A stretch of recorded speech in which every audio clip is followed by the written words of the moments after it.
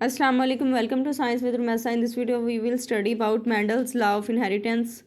हम इस वीडियो में देखेंगे कि ग्रेगर मेंडल का तारुफ क्या है, वो कौन थे, उसके अलावा उन्होंने पी प्लांट को क्यों चूज़ किया अपने एक्सपेरिमेंट्स के लिए, उसके अलावा मेंडल ने कौन कौन से ट्रेड्स को स्टडी किया था, कौन कौन से करैक्टरिस्टिक्स जो हैं उनको स्टडी किया था, उसके अलावा उसने जो दो लॉ बनाए थे, लॉ ऑफ सेग्रीगेशन और लॉ ऑफ इंडिपेंडेंट असॉर्टमेंट, इसको हम तफसील से देखते हैं।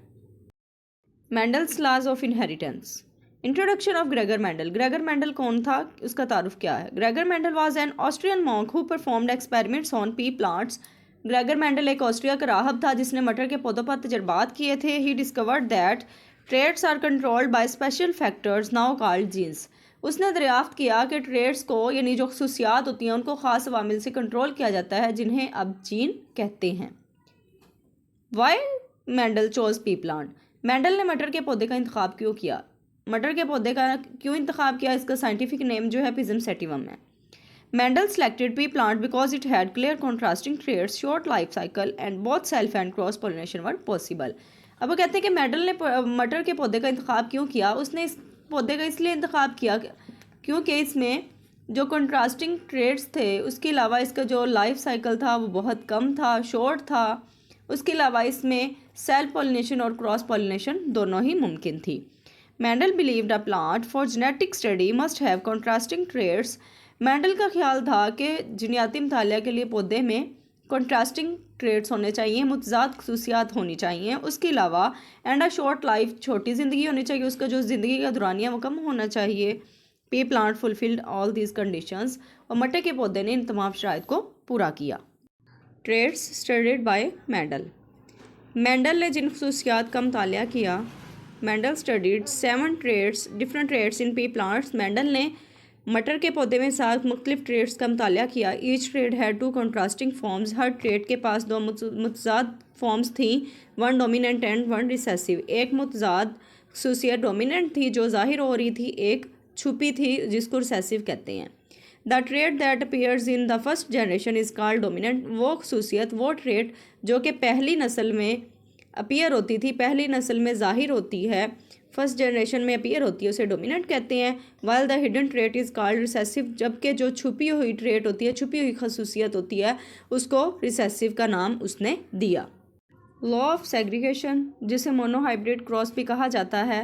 When Mendel crossed a true breeding round seed plant with wrinkled seed plant, all F1 plants were round, this short round is dominant. जब मेंडल ने जुड़ियों वाले बीज के पौधे के साथ एक हकीकी नस्ल के गोल बीज के पौधों को अबूर किया यानी क्रॉस करवाया, तो तमाम F1 पौधे गोल थे। यानी जो फर्स्ट जनरेशन थी उसके जो बीज थे वो गोल थे। इससे जाहिर हुआ कि राउंड जो है यानी राउंड सीड्स वाले जो हैं वो डोमिनेंट हैं। In F2 generation the recessive trait reappeared. F2 नस्ल में यानी सेकंड जनरेशन में मतवातर खसल द्वारा नमूदार हुई, मतलब कि जो रिसेसिव ट्रेड थी, जो रिसेसिव छुपी हुई खसूसियत थी, वो दोबारा जाहिर हुई। The ratio of round to wrinkled seed was 3:1। यानी जो राउंड सीड्स वाले थे वो 3% थे और जो रिंकल्ड सीड्स वाले थे वो 1% थे। तो इसलिए इनके दरमियान जो रेशो कायम हुई वो 3:1 थी। This proved the law of segregation, जिसे हमने अलग करने का कानून साबित किया। Mendel studied 1 trait at a time. Mendel ने एक ही वक्त में एक ट्रेट का मुतालिया किया, एक खासियत का मुतालिया किया। For example seed shape. अब उसने लॉ ऑफ ये जो था लॉ ऑफ सेग्रीगेशन, उसमें जस्ट उसने एक ट्रेट का मुतालिया किया था कि सीड की शेप क्या है। राउंड सीड्स वर डोमिनेंट। जो राउंड सीड्स थे वो डोमिनेंट थे, जबकि रिंकल्ड सीड्स जो थे वो रिसेसिव थे। मतलब कि जो जुड़ियों वाले बीज थे वो उनकी तादाद कम थी, जो गोल बीज थे उनकी तादाद ज़्यादा थी। तो जस्ट इस कानून में उसने इसी खासियत का मुतालिया किया। When a pure round plant was crossed with the pure wrinkled plant. जब प्योर राउंड प्लांट जो थे उनका क्रॉस करवाया उसने रिंकल्ड प्लांट के साथ, all F1 of spring were round.